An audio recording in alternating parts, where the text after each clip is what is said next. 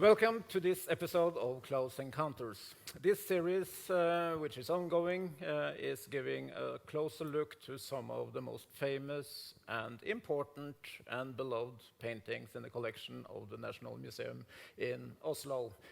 Today we are visiting the Museum Blåfarverket in the eastern part of Norway, where this year's main summer exhibition displays some of the most well-known works of art found in the National Museum collection. And the painting we are getting a close encounter to today is Burial at Sea, painted by Carl Sundt Hansen in 1890. With us today, we are very happy to have sailor Tord Ørnlund Nilsen. I do not mention that you're also good on computers and so on, because the most important thing now is that you're in fact a real sailor, and art historian and curator Sandra Lorentzen at Blåfarverket, as well as myself, Sverre Følstad. And together we will take you through both the history within the painting and the history about the painting. Please feel free to leave your questions in the comments field during the broadcast, and we will maybe try to answer them as good as we can after the talk.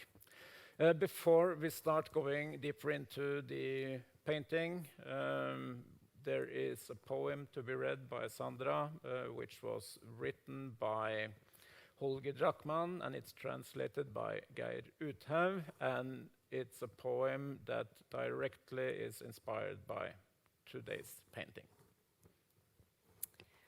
Burial at Sea. From Pernambuco, the vessel had made its voyage through fever-infected waters. They pocketed pay that goes with their trade, that they gladly spent in the harbor's quarters. The captain's wife was veiled.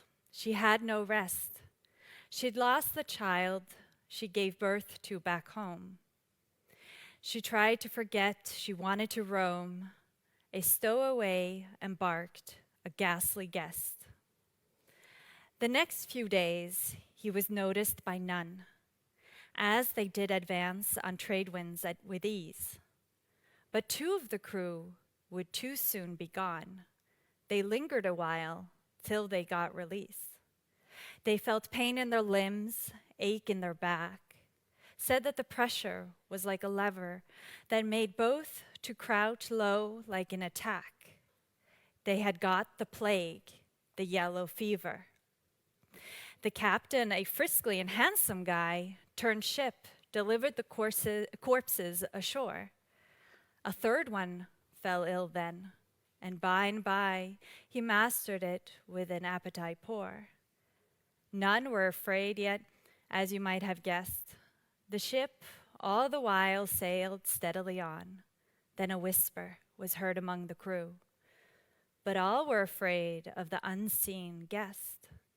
The guest one bright day did in fact appear, when covered in sailcloth adorned with a flag.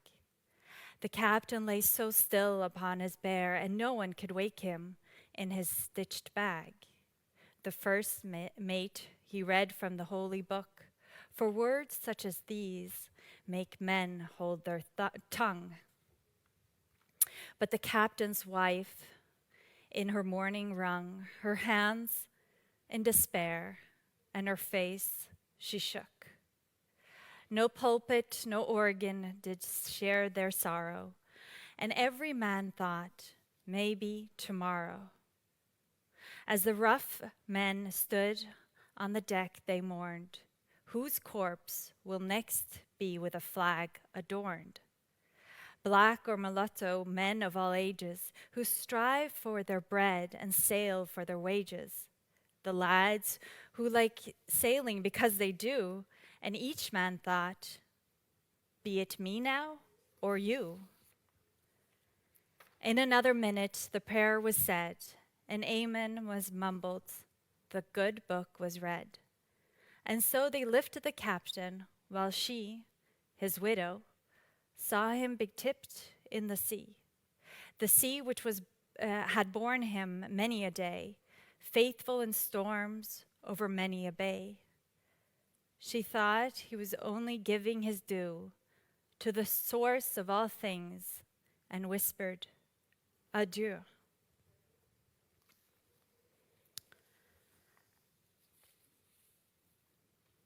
Yes, I can understand the silence because that was a very wonderful reading of the Druckmann poem. It First gives me time shivers too.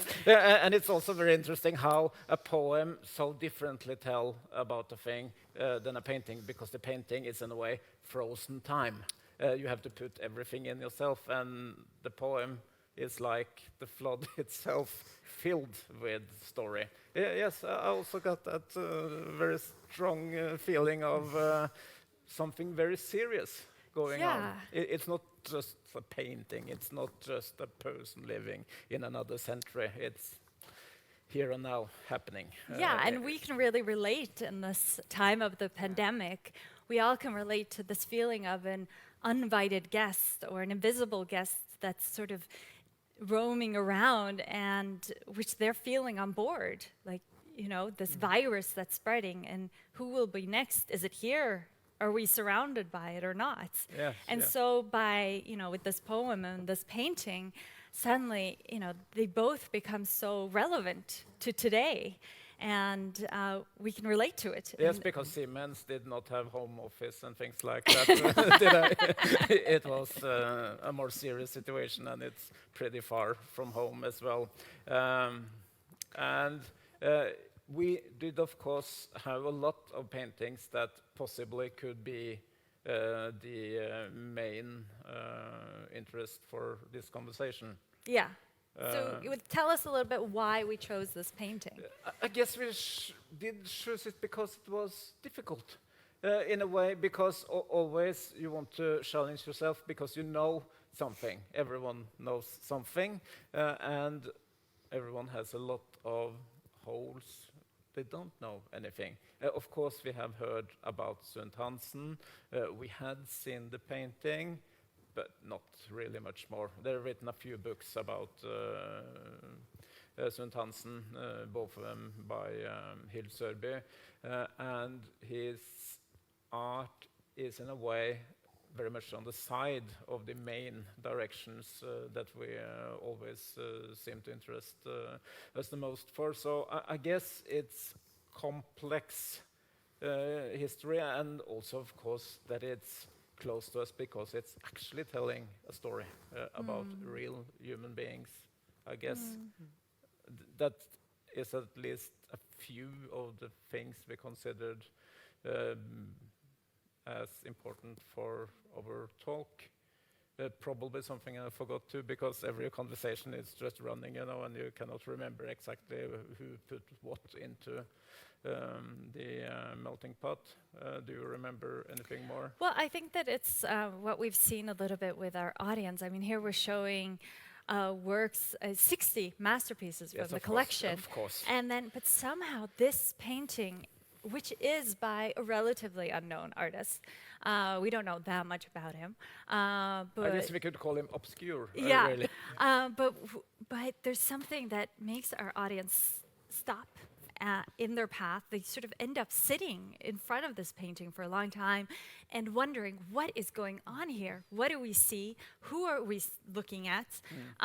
What is the story? And focusing on all these facial expressions, because he's a master at depicting these facial expressions. Yeah. But I think that before we, go more, talk more about the importance of this work, let's go right into what do we see, right? And this poem that we just read or heard, if we base ourselves on that, then we can say that it's the captain that's dead, and his crew is mourning him, right? Of course, it could be someone else, but this is Holger Drachmann's interpretation through poem form. But could it be someone else but the captain? What do you say to it? Yeah, it could be, of course. We are not seeing the captain. No.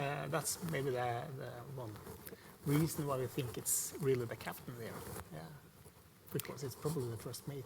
Yeah, because he would be dressed in something else. Yeah. Yeah. So if we base ourselves on the poem, then it's the captain, and then yes, the first mate is reading the Bible, and then it's the wife or the widow dressed in black, and also the question we've talked a lot about before is, did she bring her mourning clothes with her? I mean, Drachmann here says that she had it on board because she just had lost her child. But what do you think? I mean, it's hard to know, right? If they brought their mourning clothes, because there were deaths on board. Yeah, it was, and the overseas, there's time. It took 3 months. Of course, things happened on board. They were birthed and, of course, death. Yeah. So maybe she really took their mourning clothes. That they would bring it anyways. Yeah. So to order to make this painting so realistic as it is, Sund Hansen, he built his own ship deck in his garden in Copenhagen. And it's really interesting that because he had a friend visiting from Stavanger. So Sund Hansen was from Stavanger on the western coast of Norway. And he had a friend come visit him in Copenhagen who knew a lot about boats. And he came and he said, Carl, I'm sure he didn't say his full name. Carl, you built this ship. I mean, wrong. It's not correct. The floorboards are much wider than a full-rigged boat, and so Sund Hansen just had to take it apart and start over again in order to make it better or more correct. So that's quite funny. We actually have a photo of his home. Nope. We do not have a photo of his home. Here's a photo of his home. You have a photo of his home in the manuscript. That somehow didn't come along, but anyways. And Sund Hansen, he also engaged Norwegian sailors as models, so everything to just try to make it so realistic as possible. But it's not any boat that he's made a model of. It's not a random boat, right? Yeah, no, it's not. Sund Hansen has given us quite a few clues on which ship it is. If you see here in the upper left corner, you can see he wrote Protector on probably 3 fire buckets. So that gives us a good indication of the name of the ship, at least. And the name of the ship, I just thought about, is there any symbolic meaning of the protection in a way that is going to be bird, or is that more of There a are common? many ships called Protector. Okay, that it's a nice time. name. Yeah, so it's a quite usual name for sailing ships. Isn't it fantastic? Wouldn't you feel more comfortable sailing on a ship that was called Protector? Yeah, of Yes, course. I would prefer some protection on sea, at least. Do the name, in a way, mean something to you? You are in the shipping business, and you carry a lot of valuable stuff, humans and goods and all that. And I'm pretty sure the ones that were going to send things had choices to do. So the ship Protector was maybe a good choice. Yeah, it was absolutely, and this Protector, it had a family connection, right? Yeah, So, yeah. Sund Hansen came from a trading family in Stavanger, located in the west of Norway. They had ships traveling to Mediterranean, Black Sea, and also to United States. They had at least 3 ships, and one of them was called Protector, just like this ship. Yeah. And we see a ship, and we can see a lot of persons on that ship. We do not see the whole ship. What's the size of a ship like this?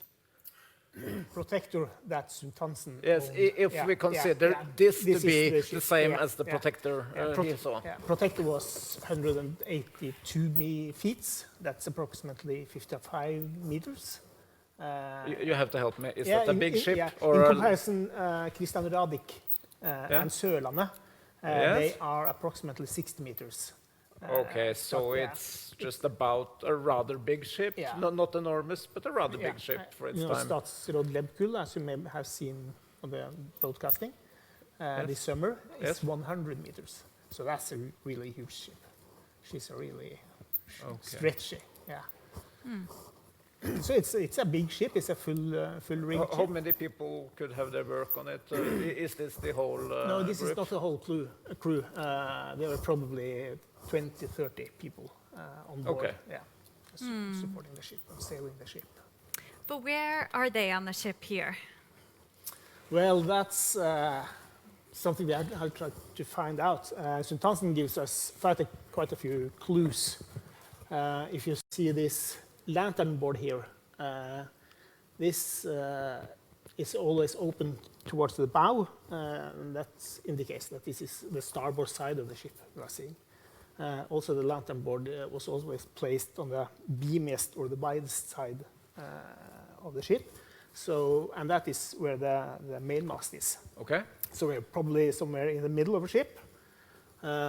This deck house that you're seeing, there could be 2 deck houses, one for the crew and one for the officers and captain. The one for the crew was in front of the ship in the bow, and they had never doors facing to the bow, of course, because of the seas. Okay. So this is probably the officer and captain deck house. Also, you can see this decoration here. It's Yes, which is Yeah, finer it's- carvings yeah. done. So we're at the middle of the boat in a way. we are. You can also see inside the cabin or the deck house, and also see a painting inside here. So this is a good indication that this is on the main deck, and we have this main mast, around here. Okay. Yeah, this white thing, we don't really know what it is. I thought it was a skylight, but it's not. I've been talking to some expert at the Maritime Museum in Oslo, and I think it's some kind of a what's it called? Entrance down below the deck with a sliding hatch. But maybe the audience can help us with that. Most probably, could there always be some kind of insecurity about what we're actually seeing? Because it also took a lot of time before we understood when we talked together that we were actually going into the boat from all those different elements. They were not used as symbols or anything like that. It was actual houses for use of it, and most probably then built in the garden. For Yeah, Sultansen, probably. Yeah. in the last years of 89, 90, the painting was finished. Because it and seemed most- like he spent a lot and of we time don't know- building it. Yes, we don't know how many years he used on this painting, but most probably not more than a year. No. We don't think so. No. But if we go back to composition, and the ship is off balance. And I don't know if it's because he wants to, include these protector names, but it's slanting. The whole ship is slanting to the right. And he's created this major problem for himself because he makes a big, he has a problem now that he has to solve. And he does it through thoroughly, composing this painting by where he's placing every person, every elements. Yeah. And he does it through group. I mean, he has the largest group here. So because it's, if I'm like leaning over, it's, the whole painting's leaning this way. Then he's putting, most of the Persons, crew members on this side to sort of have weight on that side. But then, he has also this, what did you call it? Conveyor. Yeah. Yeah. Anyways, so Banana this this big thing here, Yeah. which is also heavy. So again, he has to put something on the other side to tip it over the painting over to the other side again, and that he does with this sort of really, really bright white shirts. And then he's working like that throughout the whole entire painting, with also the blue and the red in the flag. He repeats, so if we do the red first, he has the red shirt here, he has the red scarves, and then he has the red again. And then he has red here, and red here, and red here. So then they're balanced up. Then he does the blues. And so he does the blue trousers, and then the sweater, that way, and then he does it again. So everything is really, he's meticulously thought out this composition, everything, in order to make it completely balanced. Yes, and he also forces our eyes away from the unbalance towards all the mass of people. And although it's a large canvas, it's still rather crowded there for the people. Then most of them have not too much space. Yeah, think about organizing all those people. But tell us about the scarves. Yeah, the scarves I was thinking about. Yeah. The scarves that are balancing the painting. They are a sign of experienced sailors. Right. Every experienced sailors have the scarf, probably because of protection for the wind. Okay. Yeah. They don't. So you can see all the people with the scarves are probably not the main officers, but they are the experienced sailors. So it's telling a good story. Really is.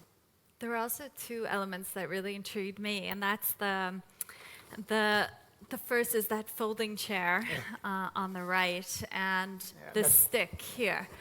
And why has he included those two things? And if we start with the chair, could it be that the wife has used it to sit by her husband's side, or the crew members? Yeah, I think so.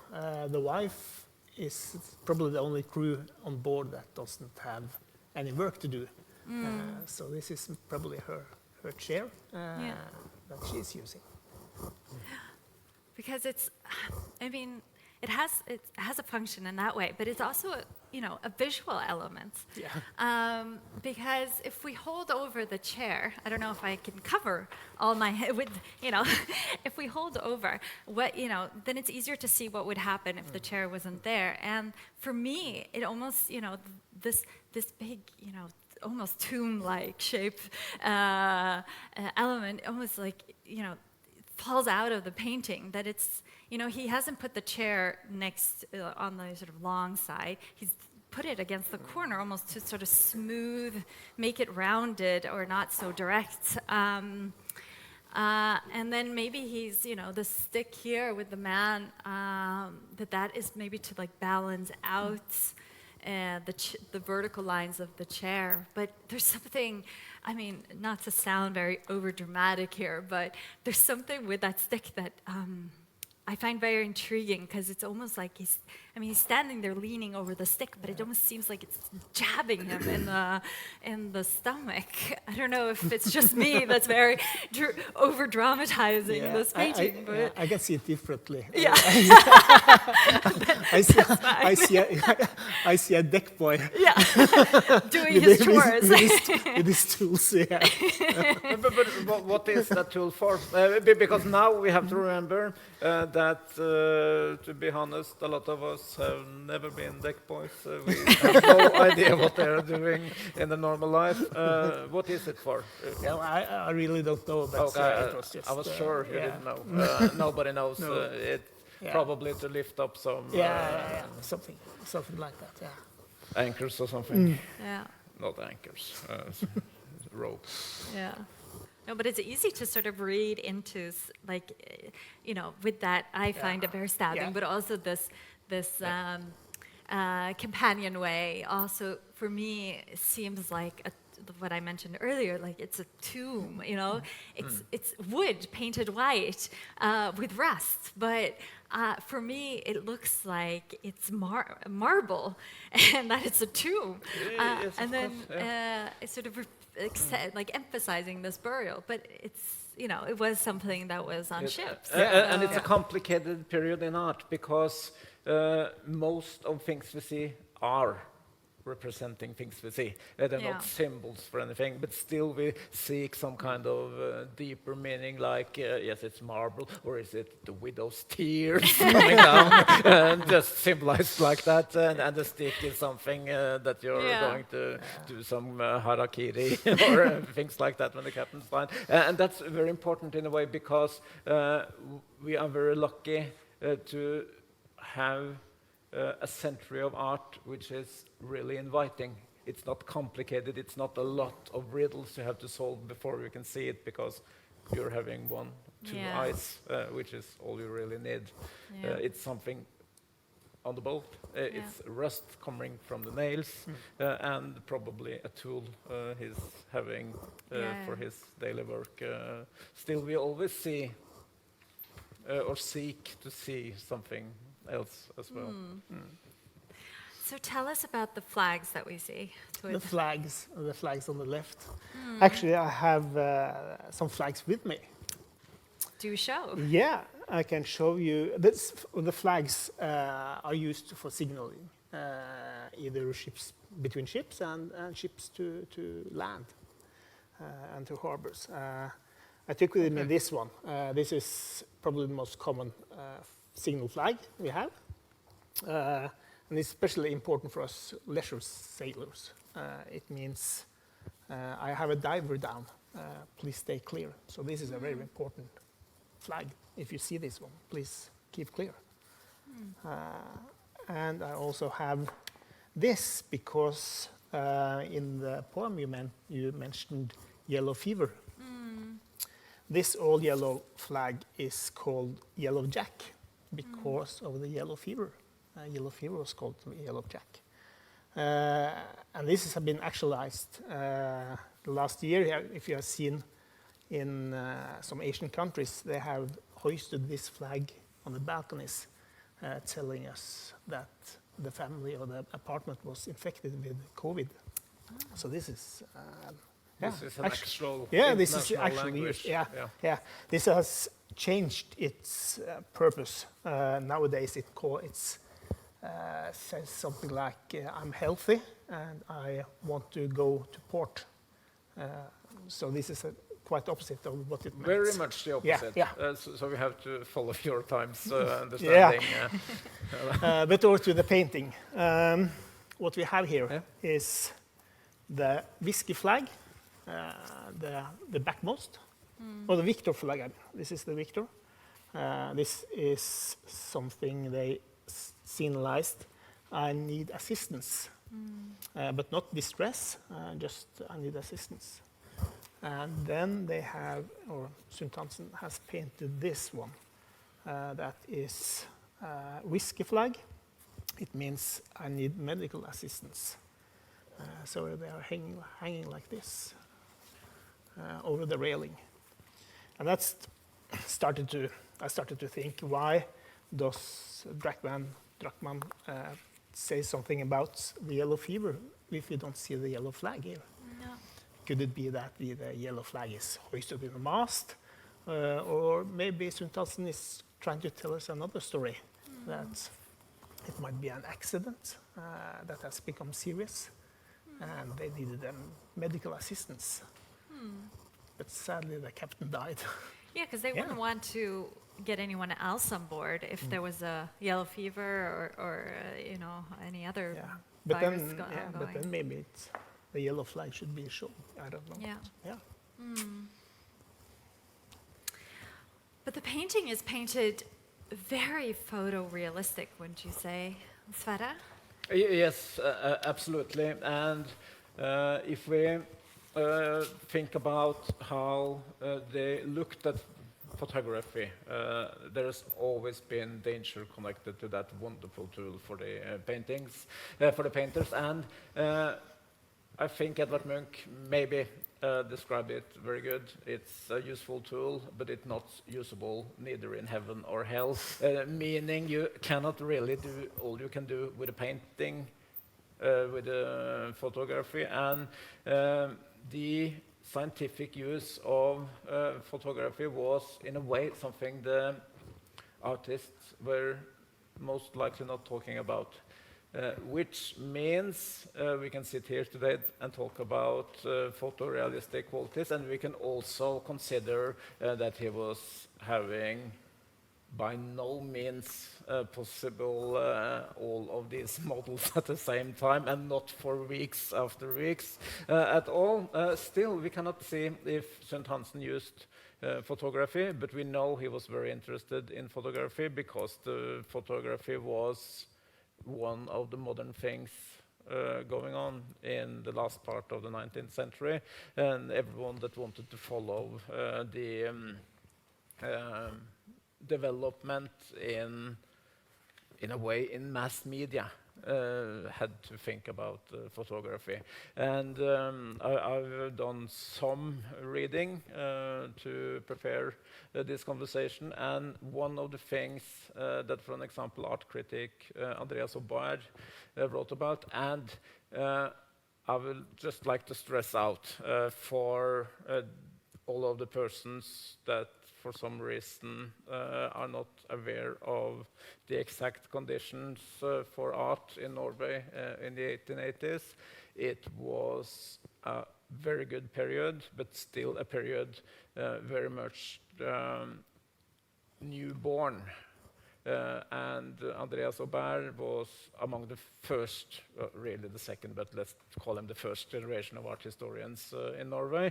And the words from those are extremely important still, how they saw paintings. And he also noticed that it was very photorealistic, but while maybe most of us see that as something precious, he saw that it might as well be a photography. No need to paint it, which is probably not the general way of seeing it today. But for Aubert, that was too close to a mechanical reproduction of life. And it's very interesting in whole that the discussion, because if we think about the reaction towards realism, for example, Delacroix missed that the paintings had something more than just a bunch of things you could see. It should also help you to see the right way, in a way, which was some kind of spirit or idea or something that was supposed to be within the painting as art, not as reproduction of the view.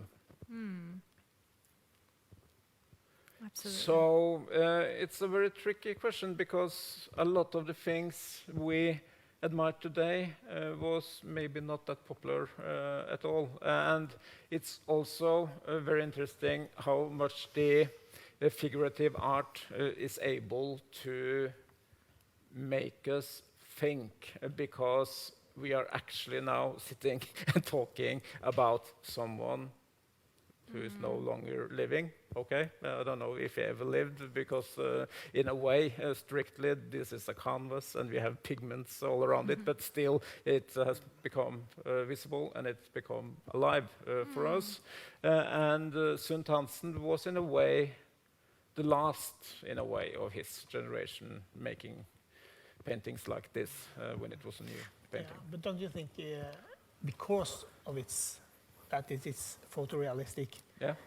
and that's why it intrigues people, because you don't have to interpret what the artist meant. You can just look at it and make up your own.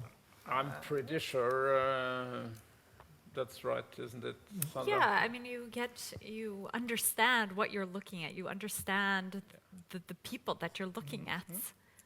There's Because no, they are yeah, like you. there isn't a sort of a veil of paint or pigment. I mean, it is sort of like even though they are, much smaller than real life people. Yes, notice now that they are smaller. You do sort of like believe in that you're standing in front of a group of people. Yes, we are not only standing in front of them, we are in fact standing on the same deck Yeah, as them. exactly. So maybe we're just a bit further back, Yeah, further yeah, away yeah, on the yes, deck. Of course, we are not important So, at yeah. all. But so, We didn't know him that much, you know. so, but who do we see? I mean, we've spoken about that. It's most likely the captain that's lying there. Yeah. We have the widow. We have the first man. So, but who are? You've said a little bit about these with the scars defining Yeah. them. But who else do we Yes. see? Sultansen has gathered quite a good mix of the crew members, and that was something that was in common when the Protector was sailing. We usually had local sailors from hometown, but desertation was unavoidable. So then the captain just had to pick whatever crew that was available at the destination. And that you can see here in both age that they are quite a good mix. You can see the boy just above the dog. That is probably the galley boy helping out the cook in the galley. And you see, as I said, the deck man with the stick, and it's the first mate or the first officer reading the Bible. And of course the widow. And there was always a mix of race Yeah, on board. yeah, that was Yeah. not unusual. No. And we have to mention the dog, right? The Yeah. dog. The dog, Was that common with dogs? yeah, dog on was common. And dog and cats was common, and they probably had it because sailing was boring. It took a long time, and they need some amusement. So that was maybe the And it seems like a Yeah, pretty nice dog as it's- well. yeah. And the dog in the painting do, of course, also have the possibility of putting something in the lower part, Yeah. not only the faces yeah, in but the higher yeah, part, but but the lower part. dogs could or animals could also be pest controllers and guard dogs and so on. And maybe even He didn't do good work here, did they? not here. But even maybe dogs could connect to sailors in an emotional level, in this rather homophobic environments. Showing emotion wasn't that common, and maybe showing emotions to a dog or a pet was accepted.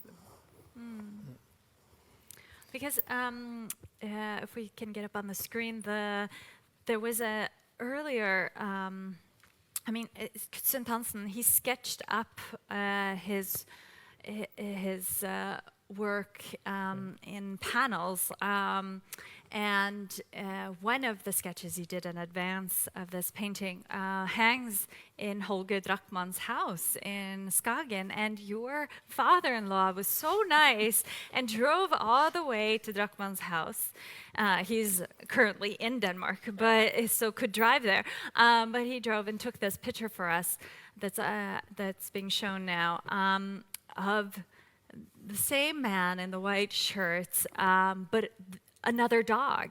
And this dog in the sketch, he's standing instead of sitting. And so maybe he chose to change that from being a dog in the sketch that's sort of presented as a dog. He's standing and maybe ready in the next moment to do something else, but instead shows him as sitting and being part of the group of people that are mourning and partaking in this event. But also maybe this again with balancing the painting. A sitting dog weighs more visually than a standing dog, doesn't it? I mean, the weight of the dog is the same. I'm pretty sure but it's not only that, but in a way, I feel very much like if a dog is sitting, it's in a way not active. He Yeah. has resigned from being a dog. resigned from being curious and resigned from doing stuff because his captain, are no longer living. And of course, maybe checking out all those different possibilities are the reason a painter like Sund Hansen is making all of those sketches, not just to let time flow, you know, but also to check out whether it makes sense. I All have to those tell. details. I have to tell another story. I don't know if it's true, but what I've heard that they often had pigs on board. Not only Pigs. pigs, yeah, not only To to eat, or but also in case of a man overboard. Okay. If a man fell overboard, they also threw a pig overboard because they have natural buoyancy, the pigs. But they also screamed really loud. So then the ship knew where this man was. so the man just has to swim to the pig and hold Yeah. on to the pig. Yeah. Luckily, we have this button now on the chart plotter that says man overboard. Yes, Right. that's a very good one. But there are other paintings by Sund Hansen on Yes, board ships and with now dogs, we will, right? With this painting that's being shown on the oh yes, screen now, that's right? on the screen now. Yeah, Yeah. yeah. A few paintings was done, and I'm not sure, but pretty sure he kept what he has built. It costs a fortune to make a thing like that, and we have to always consider that Sund Hansen was, in a way, away from a lot of his motives. Because so much of his works show people in Valle, in Setesdalen in Norway, which is, or was at least seen in the middle of the 19th century as totally undeveloped from the Middle Ages up until then. So it was sort of historic scenes, but not showing these important battles or kings or things like that, but real people living real lives. But I guess when he's living in Copenhagen and having built his ship deck, he wanted to use it a few more times. And of course, you're thinking about his wonderful painting of the captain's wife. Daughter. And a daughter, Yeah. both. And on screen now we see the daughter, but the mother is also very pretty, I can assure you. Yeah, we have a picture of that, don't we? No. I don't know. I don't really care either because I think most people know that a beautiful mother are Yeah. able to have a beautiful daughter, and a beautiful daughter must probably have a beautiful mother. And as paintings, there are more or less the same, both showing the figure, not in the situation that we see on this large funeral, but as a figure living on sea, but probably not having any problem connected to it. It's amusing pictures. But when did he start painting this naval paintings? Do you know that? No, I do not know No? that. What I know for sure is that this was his biggest work, and we're talking about the naval, and I'm not sure if you see any water on this painting.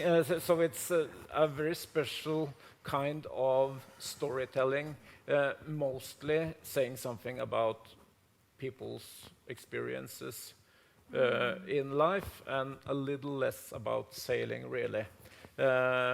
As you also see, there is no wind or anything like that. It's very cozy, like it could be in Copenhagen from time to time back in the day. And I haven't seen more paintings of him before showing. Yeah, this is the this. first one that we know Yes, of. and he keeps Yeah. that boat, which Yeah. we believe he did, and this is it, Yeah. in a way. Yeah. And does we also have to mention, and it's probably even more important to mention if we're talking to someone who has not heard the story about Carl Sund Hansen before, that he had a really little production of paintings because he had this photorealistic style which took a lot of time, and using his canvases for this many figures is far above what you can do several times in life, because it takes so much time. You know, each one of them has their own expression in their face and their own clothing. And if you're interested in clothing, you can see all these wonderful patterns that they're having in their clothing. And they need some space, and there's a lot of work for painters. Most paintings by Sundt Hansen shows 1 or 2, Yeah. maybe 3 figures. This is a whole bunch. Yeah. And it became this. Yeah, but are they all photorealistic? Yes, always photorealistic. And that has maybe something to do about the tradition that Sundt Hansen was part of, because we always, at least when we're talking about art, we seem to talk about what's new. And if we are going to 1890, no one would say that this was the new kind of painting in 1890. I don't know what happened in 1890. Really, we are in between something. We're very close to the major breakthrough of the Art Nouveau, and we are a bit away from the naturalistic kind of painting. But Sundt Hansen maybe had his biggest idol in Adolf Tiedemann, who made these wonderful pictures of Norwegian peasant life in the middle of the 19th century. So suddenly I can't remember what you asked. You asked a clever question, and I'm just, talking over and over about things. But it's important in a way to remember that Carl Sundt Hansen was different than what we considered to be the main development in Norwegian art. But I would like to return to the dog. I find the dog very interesting. Yes, let's talk about the dog. That's the elephant in the room, isn't it? No, but and like, if we can talk about the dog and burial scenes and in arts, there is a dog in Gustave Courbet's burial at Ornat, which we have on the screen right now. There's a hunting I will dog have to- standing there next to the grave, but looking away from it. And there are several works in art history that show burial scenes, such as Gustave Courbet, but also a painting we're also showing in this exhibition by Erik Wanschel called Peasant Burial. And And maybe we should stress out that when that was exhibited in 85, it was directly seen as a main piece of Norwegian art, yeah, and still is. it of still course. is. Yes. It's one of the highlights of art from the 19th century. Absolutely, but Sundt Hansen is more complicated. Yeah. Yes. I just had to say. But let's get back to that masterpiece question as okay, well. the idea of masterpiece. Yeah. You but think Courbet made masterpieces during his lifetime? Or what? it's interesting to note that these burial pieces, these burial paintings, Courbet's Burial Ornat, and then Erik Wanschel's Peasant Burial, and then Carl Sundt Hansen's Burial at Sea, are all, they're these artists' masterpieces. Yes, there are. And also, it's very nice to remember how really they are realistic, because suddenly it was not only a funeral of a king, it was a funeral of a captain, or I can't remember who were buried in the Wanschel painting. Nobody else does either, so it's no problem. And it was the uncle of Courbet in the funeral Country. in Ornat.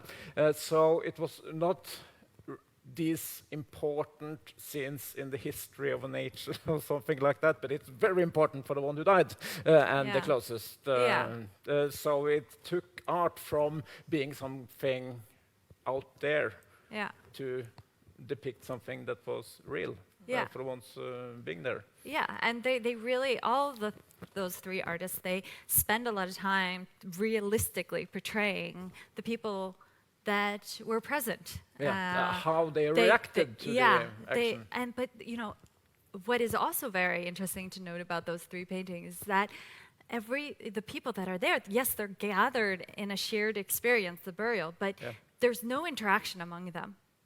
There's no, gestures showing like I am talking to you, and so they're very separate. They're very alone in their mourning, and so it's quite interesting to note that, and also that they're really, all these artists are just really focused on the individual, portraying the individual and portraying their individual thoughts. And then we were talking about that, like who are these people that are present? Some might not view the captain as a very good captain, or not as a close friend, or something like most that. probably not a or close they're friend. thinking, oh my God, what are the things you have to do on board a boat? I have to hoist the sail. I Yes. have to Ship boy, I scrub would like to. I have to scrub the floor. That these chores of everyday life might be intruding in this mourning process that yeah. we're seeing, but we're just seeing the mourning. We're not, we can't relate to what they're thinking. No, but that's you know. also because we are giving this second, not the week before or the Yeah, week after. exactly. We have no So, idea. and same with Courbet and same with Vantrell. We're not, thinking about what the farmers are thinking about, what they need to do on their lands or anything like that.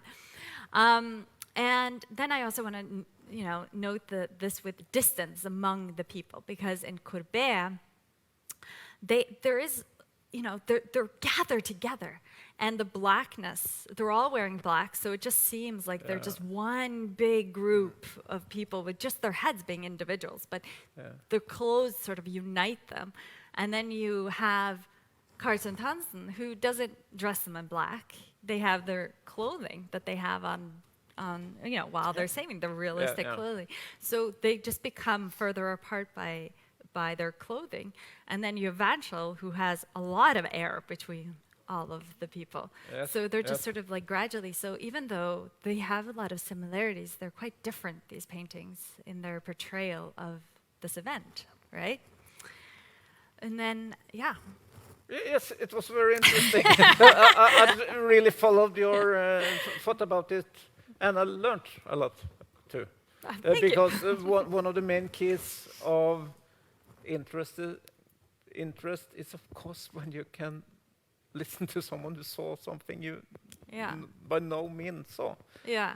And of course, when we admire the differences between them, because we, for an example, would love to have this heavy brown oil skin jacket. It's amazing. Yes, it's Sad. amazing, but because that divides him from the white and the red Yeah. very much. But still, we do, of course, also think as Yeah. individuals, even if you go to a funeral. And please apology if I'm too personal, but I guess we all have been in funerals. We long for being in that group, mourning with all of the others. But one thing I see that Suntansen has forgot that are in the other paintings is this bucket with soil. The captain always had a bucket with soil. Okay, in case someone in needed it. case someone died, and it was usually from the graveyard closest to where the captain was living. Okay, He okay. had an actual bucket to take these three, what's it called, shuttles. That's interesting. Yeah. All we have to remember, being a seaman all over. And did he forget it, or did he refuse to put it in? What do you think? Maybe We know that he got corrections yeah. on the Yeah. floor. We know that he knows for sure a lot of Yeah. these rules for flags. I think this is some kind of construction. I think that burials usually was on the railing Yes, okay. and with a board. They just Like in the pirate yeah, movies. yeah, like they just tipped the body overboard. And of course did not want soil on the deck. Okay. Someone had to clean that Yeah, up someone again. had to clean Yeah. it afterwards. so I think this is just a construction of Okay. Yeah. burial. Yeah. I don't think it was like this. Yeah. No, I think it's very interesting how it's not that, romantic portrayal of Yeah. death that St. Hansen is showing us. It's very, I mean, maybe he's also thinking, oh, I don't want soil on on this deck that I'm because- painting. That it's yes. a very sort of pragmatic, practical, portrayal of this death. It's not, we spoke a little bit about light together with that there's no shadows. There's no, you see a little bit maybe here, but there's no, it's not a over dramatic, or it's not a dramatization of an event, it's just, this is how it is. It's a burial, and that's it. It's no, it has nothing to do with God's light or the spiritualness. This is what it is. He is dead. Yes, Yeah. that's the end of the dead. sentence. That's true. And I also want to say something about this with, if I go back to Courbet and Vanchel, with nature as back, in Courbet and in Vanchel, the artists have nature in the background. You see, the landscape of France. You see the landscape of Norway, and so nature becomes sort of the surrounds the image. And like you said, like this with connecting to soil, or like this with from dust you are, or dust you are, and dust you will go, and this. And you don't have that feeling again here. It's very sort of, there is no sea, there is no sky the sky is just white. And so all the focus is on these figures that are present. And so you're even like closer to them because there's nothing else to really look at. You can look at some detailing and the ship, of course, but there's nothing else to really look at but the facial expressions. So it's like theater in Yeah. a way. Yeah. It's a clear-cut way of telling the story. Yeah. We could miss the seagull. We can handle without the seagull, but we couldn't handle without anyone else of these Yeah. persons. We need them all. Should we also just have a little talk about the Tidemann painting? Yeah, we should look at some other examples. Yes. Good idea. And we will do it rather fast. And the funeral on Sognefjord is probably one of the paintings he had in mind when he started working on that, but it's something completely different as well. And Hans Gude was also making one alone, while the one we see on screen is made by Hans Gude and Adolf Tidemann together, like they did, but still showing some of the same essence in the personal feeling. Okay, they have lost someone, and I'm not talking about that old man, although he seems to be next in line.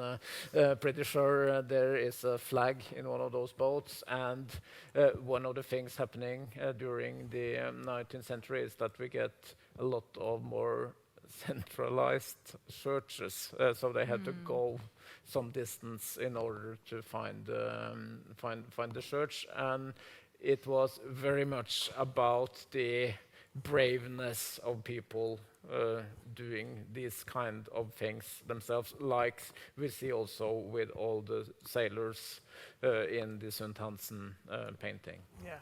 Yeah. If you take a look at the flag on Is it a flag? Likfred, Yeah, in the boat there, Yeah. that's different from St. Hansen. St. Hansen has the trade flag called the herring flag. The herring flag? Yeah. And The that, mix with yeah, the the mix Norwegian and the with the Swedish, in the Navy. corner. Yeah. So that's a good detail as well, and I think it has become an evidence of the colorization that was back then, because I think in when we had this union celebration in 2005, Should be. there was a print of this herring flag where the Swedish color was much lighter. And then the flag experts now look at St. Hansen's painting. Okay, This so is that was the- an evidence of what really This, was this is the proof. color. Yeah. That's of course also an important use of paintings. Some other examples that come to mind that we can sort of relate to this painting is a Finnish painter, Albert Edelfelt's painting called Conveying the Child's Coffin from 1879. And it's again this with, that they had to transport the coffin. And once more, this extreme size of something happening for a daily life Yeah. motive. And also, again, there's just this ability to really capture the mood of the event and the different facial expressions here, Yes. that we really understand what they're feeling. Yeah, and we can also, to another extent, feel the pain connected to this action going on. Yeah, absolutely. And then it's also a painting by Turner that's interesting to note, which is something completely different.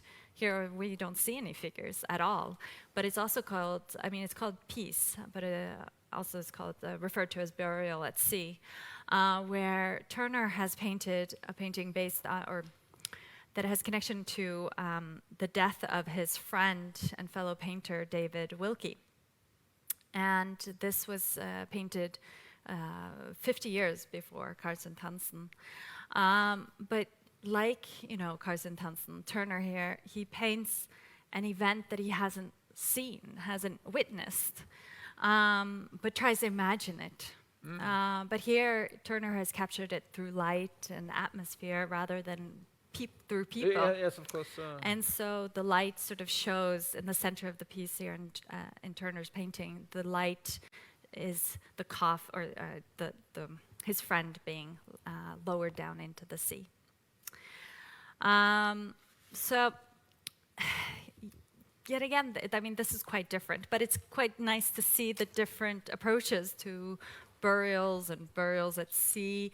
But again, this with all the other examples that we've seen, they all have the sea, they all have the landscape, but St. Hansen doesn't have that at all.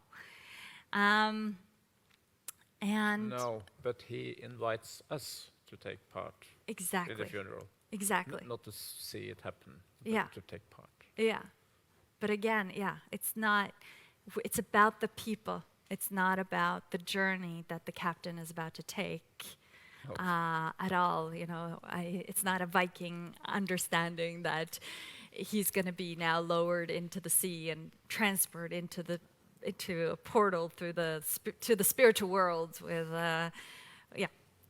Okay, with so all that- his animals. Yeah, I know. So, but I want to, do we practice this with burials at sea still? Do we do this? Is this part of our world today? I'm very glad you're looking at me. I'm looking at you both. I'm raised here, no sea around. Sitting fjord, is it Yeah, that? it's a rather large fjord, but I don't think anyone would like that. But I suppose there is some kind of necessary action going on and some kind of rules that regulate it. Isn't it, Tom? Spreading ashes is quite common. Spreading ashes. Yeah. Which Yeah. means you're going back to the elements that you were born of, in a way. Yeah, you just Wh- have to which is apply or nice. something, I think. Yeah. So, but it was quite interesting. I read this article in BBC about this with bodies, being buried at sea, not ashes, but actual bodies. And there were 3 different places in England, you can, bury a body at sea. But you had to apply, and there had to be no risk that the body be returned to shore. That would be a horrible experience for whoever experienced that. But also this with, you had to prove with a doctor's notes that that the body was free from any infections or diseases. And that's quite interesting with this body, you know. Yes. He would not have, if it is this with a virus, then he definitely would not have been allowed to dump it at sea. But I guess, I mean, we can't answer this. This is a big question. And also this with international waters and who can Yes, define and we what. also deal with completely different views of what is happening on some Yeah. possible other side of this life. Exactly. And maybe even a bit outside of what we were collected here to talk about today. Exactly. Which is a lot of the topics that we're talking about Yes, today. you might is say, it? you might say so, but how people would like to get buried, I don't know if we should answer that at all. And this captain had no choice, and the crew had no choice either, because if he was infected, it was probably the best for everyone to not keep him at the deck. Yeah. Exactly. I just had to say. They were forced. They had nothing else to choose between. This is what they had to do, and we had to imagine that they are far from shore on every possible corner. Yeah. But Sandra, did you mention that the Protector had almost 400 emigrants? Yeah. Yeah. So this ship, we have it on screen. Another painting by Anders Lind of this Protector ship, and it was a ship that was used for many different things. But it was also used to transport immigrants from Norway to Canada, to Quebec and Montreal, and it would transport up to over 400 passengers. So, and it wasn't, you know, this all-inclusive cruise that we think of today, that we, you know, have a little spa section. And, no, it was, the passengers had to bring their own pots and pans, their own food. They gave birth on board. They died on board. It was a very time-consuming, dangerous travel. They would spend, you know, months traveling across the ocean. Yeah. So, A fun fact about that painting, you see the Norwegian flag, I think it's called the gaff, or the messing gaff. That tells us that this captain is of naval education. If it had been on the mast, the last mast, it's just an ordinary captain. And this middle flag is the company, and the destination flag is on the foremast. Looks like Portugal, but I don't know. well, it did travel down to Yeah. the Mediterranean. Yeah. Yeah. So, Yeah. Interesting. Should we go a little bit back to the transport of the passengers? I mean, I don't know. It again, like this painting draws you in all these different directions. Yeah. And then when I was sitting, reading and writing to this talk that we're going to Yeah. have, I suddenly got really caught up in this with emigration, and and what this ship was being used for. And so, like, mentioned it transported all these people, but it's really interesting to know that they were doing that. And this was, during the 1860s, 70s, and this was the time where steamboats had already come, and they were much quicker. They only took a week to cross the Atlantic, and they were cheaper to run, and they weren't as dangerous.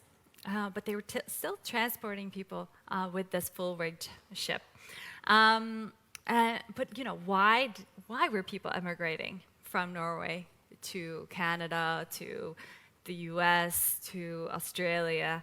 And that was very much because the countryside was overpopulated. The population was, booming. It had, what was it? The population had doubled in the years 1815 and 1865. So at the time that we are here with Protector and when it's being used to transport immigrants, the population in Norway was 1.7 million, roughly. And people just were like, there's not enough for us to do here. We want to move abroad because there's much more possibilities for us abroad. Yes. So it was young families, mostly singles, just looking for a better life somewhere else. And so during this time of 1865 and 1915, 600,000 people from Norway moved to these New World countries. That's a lot of people. Yeah. And so this ship was part of that journey. But you've told me that it's not just about this journey. It's they had the mission on the other side too. They had a job there too. Yeah. I think it was like back then, US outsourced the shipping traffic. So Norwegian ships traveled the east coast up and down with timber. Okay, so they did not go from Norway to New York, Well, yeah. back to Norway. It was more. If you see the shipping records of Protector, it always went in May. So it's probably because Protector has come down or come back for winter maintenance, and then took passengers trying cross Atlantic as ballast, just as weight. But of course also getting timbers back then to Norway. But traveling up and down the east coast of the United States was occupying a lot of Norwegian ships. But it's really by writing this name of the boat, Protector, on the in the upper right corner, he creates this into us thinking that this is an actual event. And we've tried to find this actual event having taken place, but we can't find a dead captain on board a Protector, or someone being, caught with yellow fever or something, or another virus, or, there's nothing to show that this actually happened. But you sort of believe that it's an actual event when he's referring to an actual boat. Yes, of course we Right. believe in this. We believe in it a lot. Probably just a lack of source we have not discovered So yet. if our audience, right? Maybe our audience knows about this event. Most probably Right? you will someone go can tell us. home today crying and knowing you fooled yourself out because what everyone knows about this captain and the crew and the boat, you didn't know. It's life that too. And I have to say it again, it's very funny to realize you believe so much in this. It's like when you're going to the theater and you see these actors doing some kind of play, and when you, for some reason, meet that actor in the lobby later, he's still in character. And the next week, he's still in character because you believe so much in what is happening in front of your eyes. And it's the same thing with this painting. I Yeah. do also believe in it, so I think it's embarrassing that you cannot tell what's the name of this person. And that's one of the things that makes it a main work Yeah. in Norwegian art, that Yeah. you believe in it. It's Yeah. happening right before your eyes. Yeah. It's not some kind of story you just tell in order to make time flow. Yeah. It's happening and it's important. Yeah. But that it also has, yes, you know what you're looking at, but then again, you don't know. There's so much mystery in it. And I guess that's also makes it a masterpiece, is that first you're just amazed by the sheer complexity of the work, the amount of Yeah. attention he's given it. I mean, there you're like, amazed. So then it's defined masterpiece, isn't it? And then you're like, but what is it telling me? What? And you end up standing there contemplating all these different scenarios. Isn't that something that is important for a masterpiece? There isn't a final answer that, okay, now we've solved it. We know what The Scream by Munch is all about, or Mona Lisa. We know what it's all about. Then it closes in on itself. Yes, yes. And here as well, it doesn't do it. It's able to include us in this trying to figure out, even with a poem that clearly states what we're supposed to see, still we were left wondering, Yeah. And that's, in a way, the real language of paintings. They can tell you and they can show you, but they cannot really translate it to words or any complete sentence at all. It's just a glimpse of something going on that you are being invited to take part in. Yeah. And since I first was sitting here, I would like to let you take part in how the painting was received when it was new. And it should not be an end to investigation, and it should not be really the final word on how it was seen, because art in the 1880s, 1890 was a rather big thing. A lot of people came to these exhibitions. For an example, when this was shown in Stavanger, who roughly had a population of 25,000, 2,500 came, I believe, in one day to see that painting. So it had some interest among people. And I have collected don't be afraid, I'm not going to read all of it, but collected some of the reviews that was written in the newspaper when it was shown for the first time at the autumn exhibition in Christiania. And these autumn exhibitions were the main Norwegian scene for art in these years. First one held in 1892, and we did not have history of royal exhibitions or anything like that. We had the painters themselves making something, but in 1890 it was the first time it was shown in a building meant for exhibitions at Tivoli, which is a big area with a lot of things going on, at least until they tore it down right after the Second World War in order to build the town hall. And it was a building with electric lights, so you could come in the evening and contemplate over all these paintings. And if you were clever, you could also watch paintings by Pissarro and Claude Monet in the same exhibition, which was highly alive, not that much reputed painters. So if you had a crown or two, you might get yourself a Monet in Christiania, which is Oslo. And I have already mentioned something about the Andreas Aubert article, and there is 3 things I'd just like to be absolutely clear about when it comes to reception and demand for quality. The best work needs to show personal development. The artist and the art scene as whole needs to see development in the art, which was important. I'm not sure if development and quality are equal things, but Andreas Aubert sees them as. And deep human understanding was important, and not only in the painting, but in a way in the works of art done by the artist, and a feeling of nature which should probably be seen as some kind of realism in it all. And the painting by Karlsson Hansen was not that much liked by the scholar Aubert.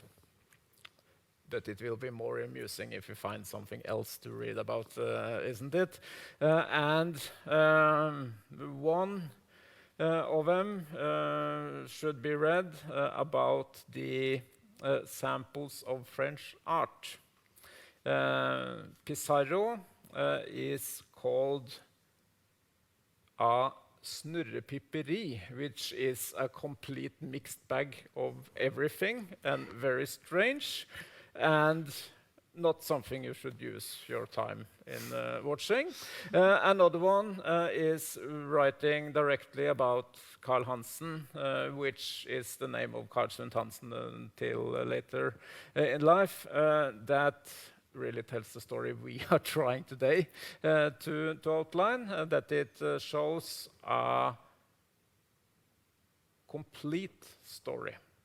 The captain that is found on a big, beautiful ship has found a young woman somewhere abroad, and he's taking her home as his wife. And going on this wedding trip, and that's a bit of a sweetie if you're going to a wedding trip and you include all these men. Not very typical for the 19th century either. And they are, of course, having a splendid time. The happiness is smiling to them, but as we all know, happiness do not last forever. Certainly not this one. Because he mentioned it as yellow fever as well. That Yes, dies he also from. mentioned the yellow fever, and the yellow fever was a bit early. It was in its start, wasn't it, Sandra? No, I'm wrong. No. Yellow fever has been around a For while. some time. Yeah. Thank you. Thank you very much. And nothing better than realizing you have made a mistake. Really. What, you don't and- know the history of yellow fever? No, I don't know. As you might know, I'm born pretty yeah. late in the 19th century. So I didn't see learned it just before. And we just have to, in a way, just to get to know how they are thinking. In this newspaper, it says you have to use a lot of time seeing that, and that's the article telling you have to do a lot of time. And this one is saying that the different expressions in the faces are very characteristic. And this painter, which belonged to the old school, important, he belongs to the old school, but he will never return old because he is so good at doing his stuff, so he is never out-fashioned.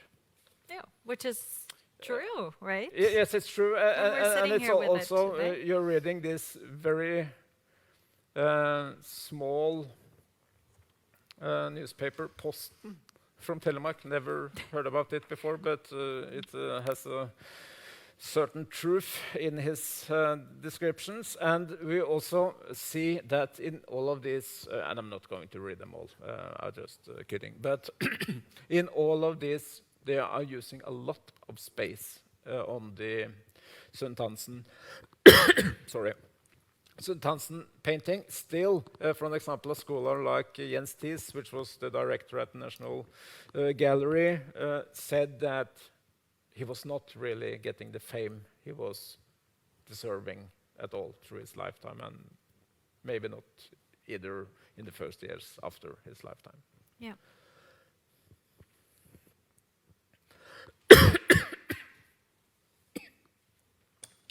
So the exhibition is also of interest. We have Pissarro and we have Monet. And you asked me earlier today what kind of paintings were actually shown. And it was a bit of a mixed bag of Norwegian art. A lot of water to be seen, both in the marine painting tradition, for an example, Nils Hansten or Karl Barth, but also painters like Christian Krogh and so on were close to sea. So it was very much a scene for the for those kind of motives in the art. Yeah.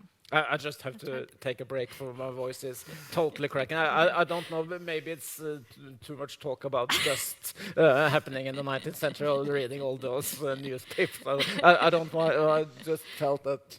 And I was like, close. but I want to listen Yeah, to yes, the other ones. yes, I know you But want you to can help take a me. break if I you know you want. want to help me. I will be back in 1 second. Okay. Yes.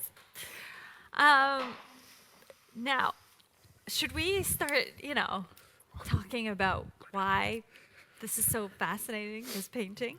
Should we go into that? Yeah. Yeah, maybe. Yeah. Yeah. And at least for me, Yeah. as you know, I work as a digital advisor. I'm looking at paintings digitalized and working with the online collection at the National Museum. And I remember I saw this painting indexed, as we call it. And as a sailor, I momentarily it just caught my eye. And I zoomed in because we have a rather good resolution on that painting. So I just started to see all the photorealistic details in it, and studied that. But after a while, I started to see the expression and maybe the story behind it, and yeah, it took me really. It did. Because you did this wonderful little short film about Christian Krog's Hartle, or what's it called in English? Harlem. Yeah. You did mention Yeah. it. So you were sort of. It was really interesting to, listen to you talk about that painting where it's a sailor out in more rougher waters than we see here. Helm Ali, it's Yes. called. Yeah. There we go. Yeah. And the rudder is maybe then on the wrong side. I was telling about that. Yeah. Is there something here that strikes you as wrong, since you noticed that with Christian Krog's painting? Well, not exactly. The only thing, as I said, is that yellow Quebec flag. Yeah. Why we don't see that one? Yeah. If everyone says that it's the yellow fever that has taken the life, I don't understand why we don't see that flag. No. But Yeah. maybe you can. No, and it's With sort of like. composition. Yeah. I mean, Yellow wouldn't be appropriate, maybe. Oh, I mean, I think that, like you mentioned, maybe it's, out of sight in this painting because it would have been, hanging or flying there. But then again, I think that, like, St. Hansen, because he's showing us the signal flags, he's showing us what has previously taken place. So I think that he would include that flag in some kind of way, that it's hoisted down or it's, somewhere. But I don't know. And what, I've been asking you two all the time we've been working on this, and we don't really have an answer, and we shouldn't have an answer. But he paints this painting 13 years after Protector is shipwrecked. So this boat doesn't exist in real life when he paints this. Why, these 13 years afterwards, does he decide to paint this painting? And, he hasn't, as far as we know, he hasn't done any other motifs that has to do with life on board a ship. But he chooses this painting, and then he chooses Protector as his boat.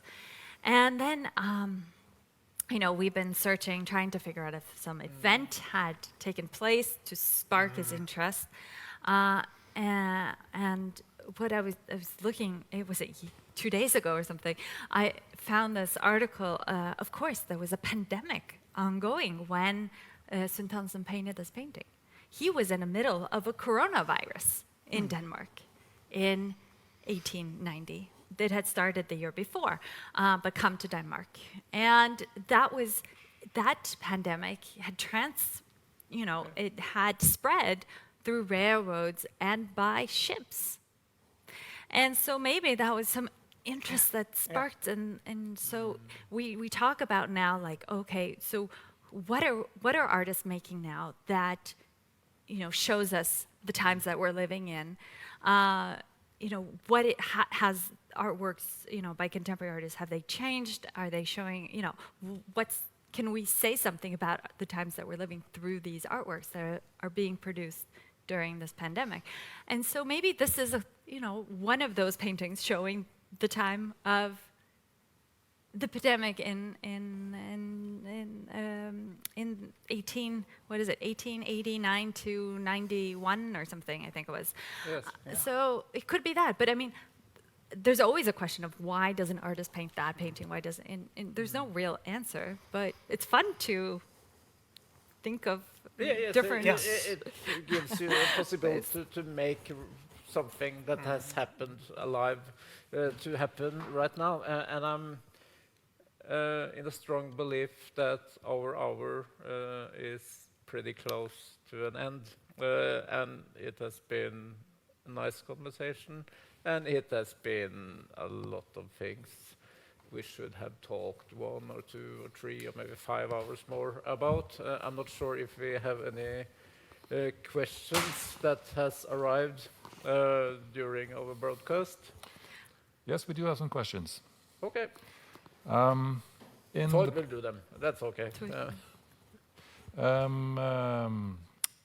in the image, there's a stick is sitting to the opposite direction than the people.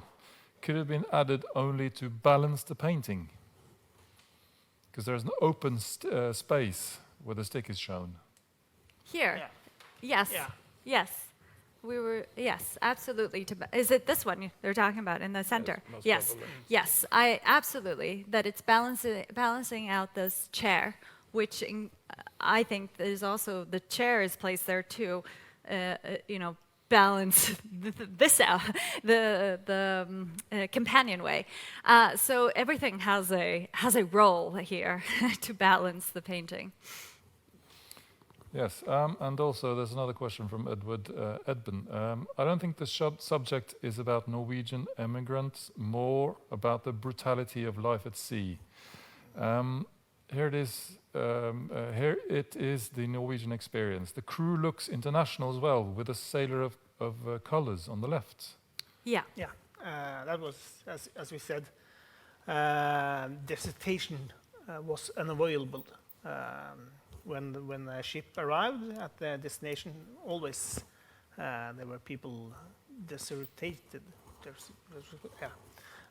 So the captain just had to take the crew that was available at site, and that's why it's international. Okay, thank you very much. We have one thing that we want to mention, though, at the end is we can actually, parts of the ship is still Yeah, somewhere, yeah. right? Yeah, protector. If it's this ship, or at least the ship of Sund Hansen family, it was shipwrecked in Florida. It was sailing from near New Orleans, turning around Key West and heading north to meet the winds that are going from the west to the east. And just outside Miami, it hit a sandbank in Boca Raton, and the ship is lying there this day, just 50-60 meters above the sea line. Yeah, we see a photo of it on the screen now. This is